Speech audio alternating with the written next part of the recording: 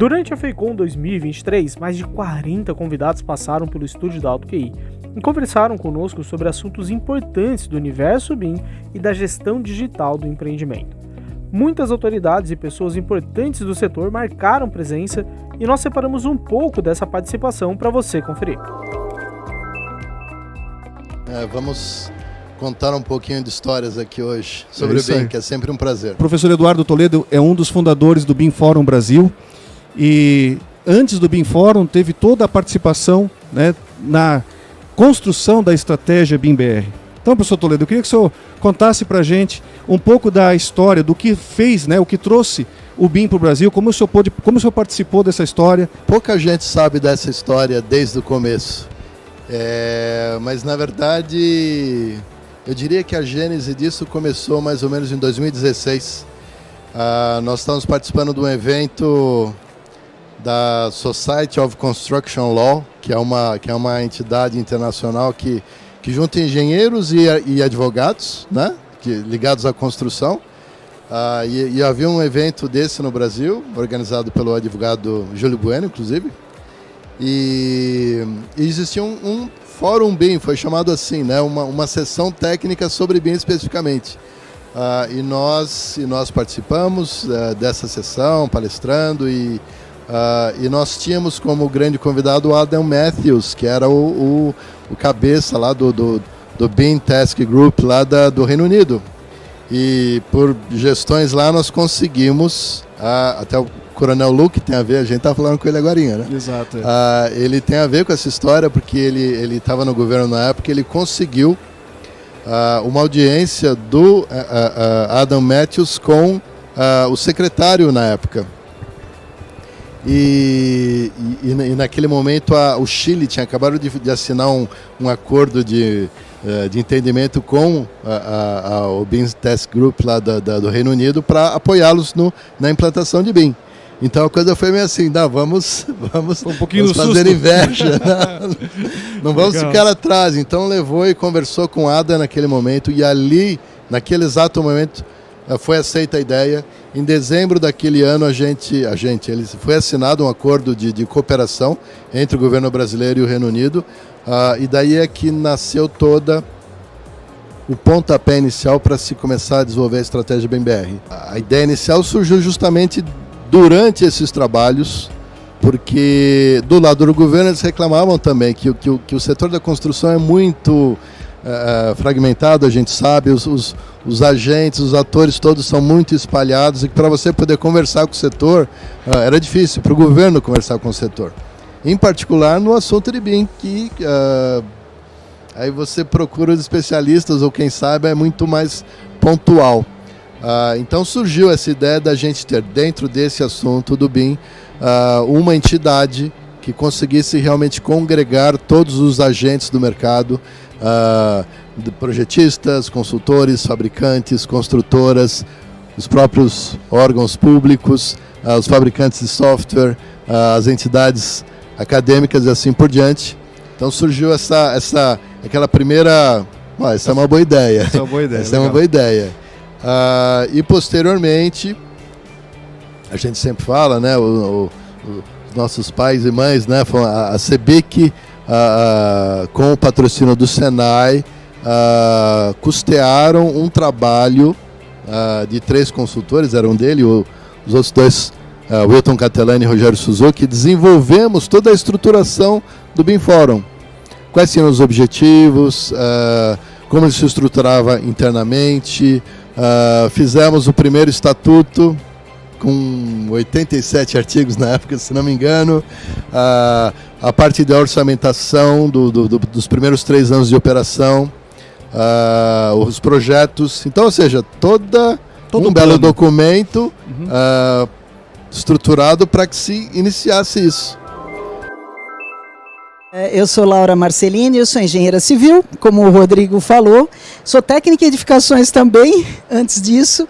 E a minha carreira eu desenvolvi dentro da indústria de materiais, que não é uma coisa muito comum, né? Engenheiros civis irem trabalhar na indústria de materiais. Eu trabalhei nas áreas comercial, assistência técnica, marketing de produtos e P&D.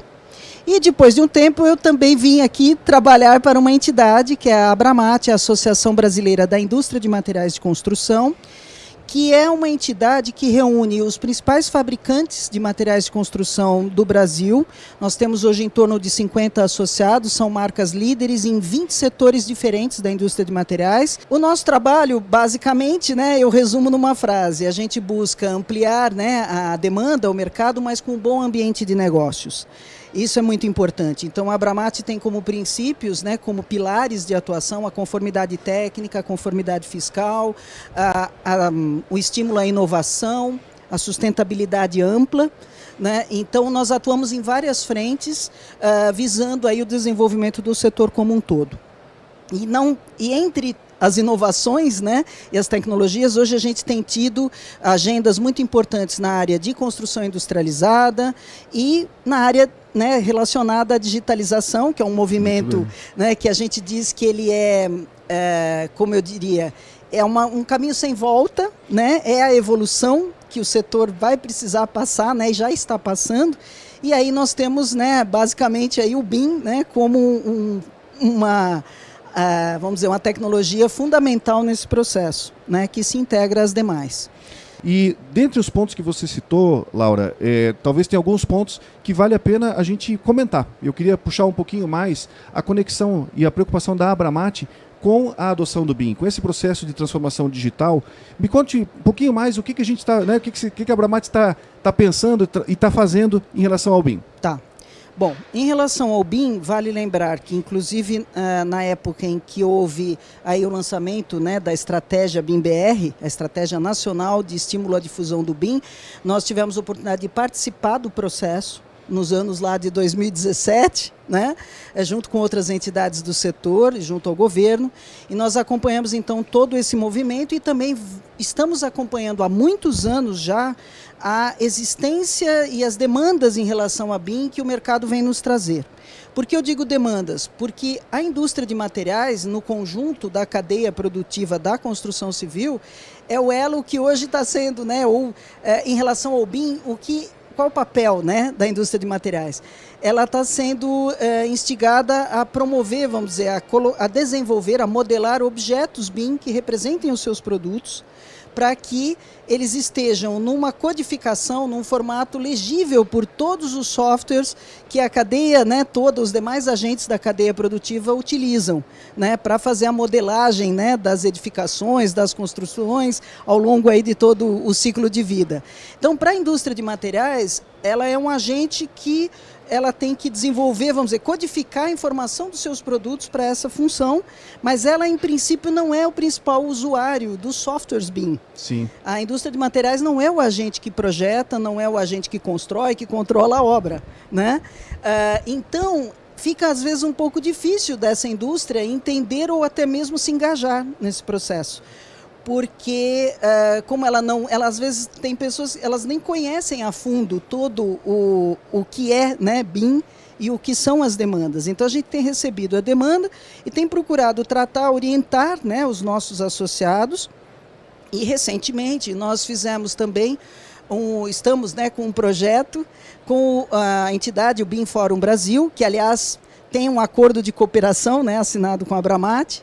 E esse projeto é exatamente para a criação de um guia de orientação para a indústria de materiais na modelagem dos objetos BIM e que vai trazer, né, a visão em relação a esse tema. Então, assim, a gente tem procurado estimular esse movimento, mas a gente sente ainda uma falta de informação, uma demanda por capacitação, uma demanda por orientação. Nós precisamos também ter profissionais habilitados para ajudar as indústrias a desenvolverem, a modelarem os seus objetos, que nem sempre a indústria vai ter dentro da sua estrutura equipes que vão poder fazer isso e elas vão precisar contratar. E elas precisam de orientação. Quem elas devem contratar? Quem pode prover esse serviço com qualidade, né? Então nós temos vários desafios aí. Então, Para encaminhar, para né? encaminharmos juntos, né? Então, até para pegar esse gancho do que a Laura falou sobre esse guia, né? O guia é uma iniciativa do BIM Fórum Brasil, que atualmente eu tenho, né, o privilégio de estar à frente como presidente. Então, o BIM Fórum Brasil e a Abramat estão elaborando, esse guia está em desenvolvimento, e esse guia vai ajudar muito a indústria da construção, através dos fabricantes, porque ele vai orientar exatamente a produção desses objetos BIM, com alinhamento em relação às normas técnicas da BNT, que são base para isso, de acordo com as técnicas, e levando essa informação ao fabricante dentro, né, das adequações de cada família de software, inclusive, evidentemente, os softwares da AutoKey. Uma pessoa com uma larga história de trabalhos, e muitos deles ligados à tecnologia, à digitalização, ao BIM. Deputado, um prazer imenso tê-lo conosco aqui na AutoKey hoje. Prazer poder conversar com o senhor sobre esse tema, sobre gestão, sobre transformação digital, sobre BIM e tudo isso que o senhor vem trabalhando há tanto tempo. Olha, Rodrigo, eu que estou muito feliz. Quero parabenizar você, a AutoKey, por esse stand, por esse evento, por tudo que vocês estão fazendo.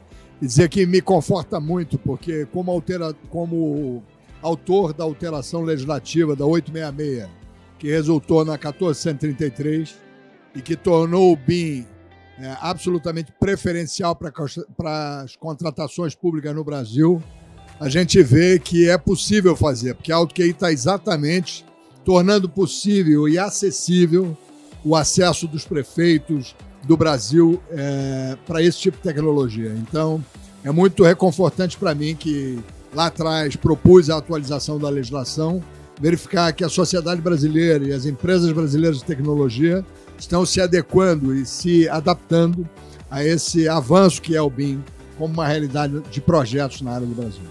Que bom, deputado. Eu queria até lhe fazer uma pergunta, que é até um pouco dessa história. Como é que o senhor ficou sabendo, como é que o senhor tomou conhecimento do BIM? Isso, às vezes, não é uma pauta, é uma pauta muito técnica, e de repente eu vi o senhor falando uma vez sobre isso. Me conta um pouquinho dessa história. Na realidade, Rodrigo, obrigado pela pergunta. Eu fui visitar o quartel central do Exército Brasileiro, o Forte Apache, e o Brasil desenvolveu, assim como a AutoKey está fazendo no Exército Brasileiro, um software proprietário chamado Opus, que permitiu o Exército contrair e construir com alta resolução, com toda a modelagem de BIM e ainda acessar a geologia dos terrenos e das áreas todas em que eles têm as instalações militares brasileiras. Eu então fiquei maravilhado com aquilo e fui entender e estudar um pouco sobre o BIM.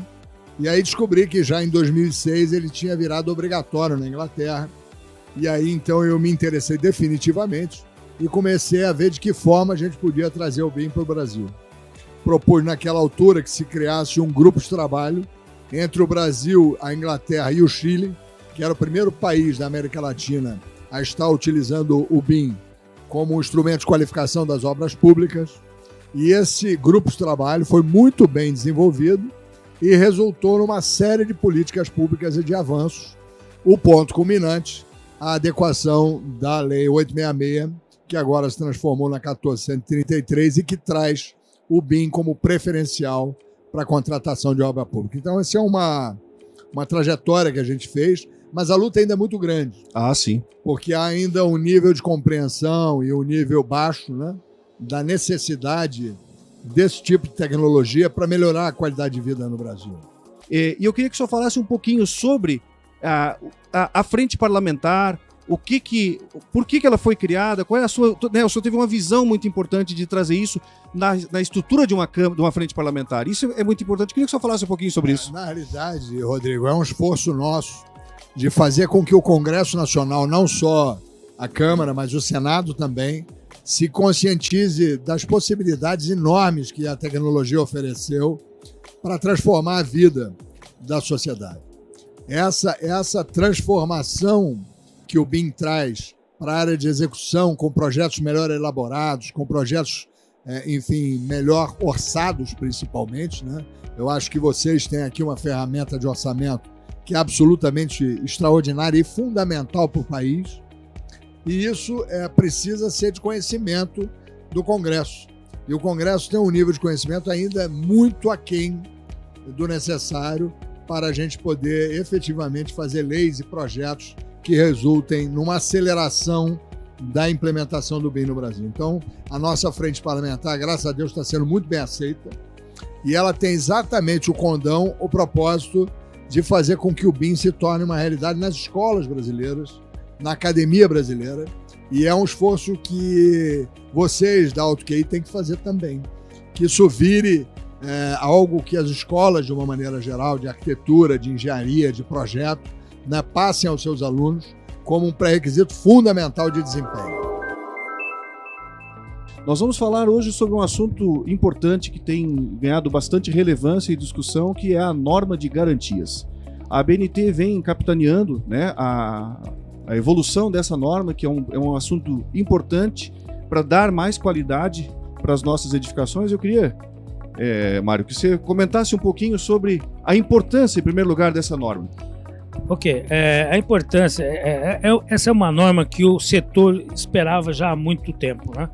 Você sabe que no Código Penal, no Código Civil, obriga que a construtora tem que dar garantia por 5 anos para edificações, qualquer tipo de edificações.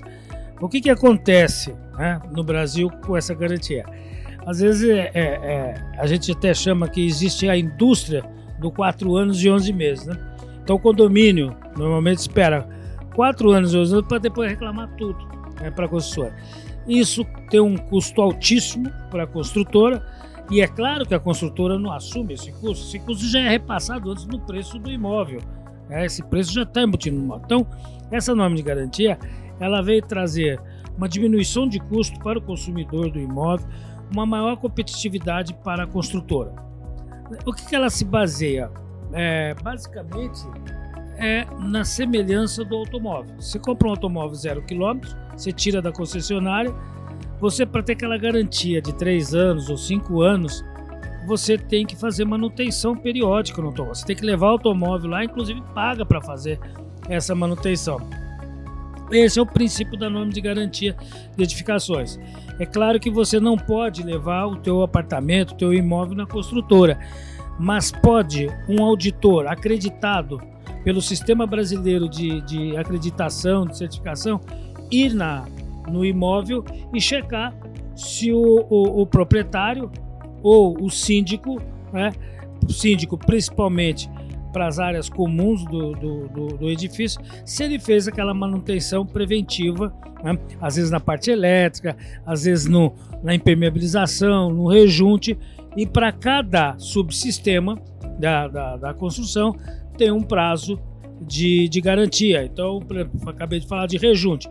O rejunte é o prazo de garantia de 1 ano. Exemplo do automóvel. O automóvel não dá garantia, por exemplo, de lâmpada, não dá garantia de borracha, a garantia de câmbio e motor por 3 anos, 5 anos. Então foi isso que a norma se espelhou, né?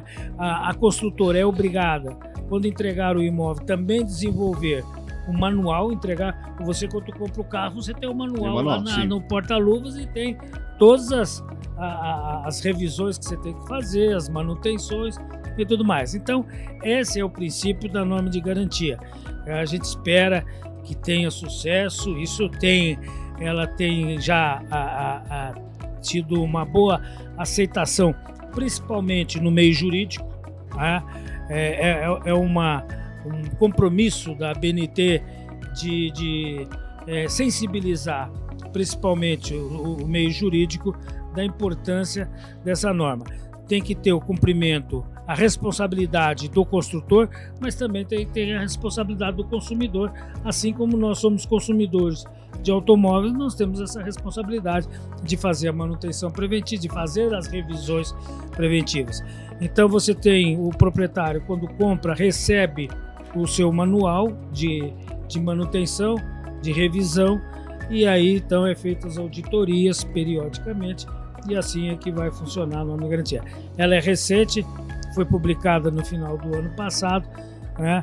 O importante agora nessa sensibilização é que a ABNT tem se empenhado em dar cursos, em esclarecer como é que aplica a norma, como é que a norma é praticada.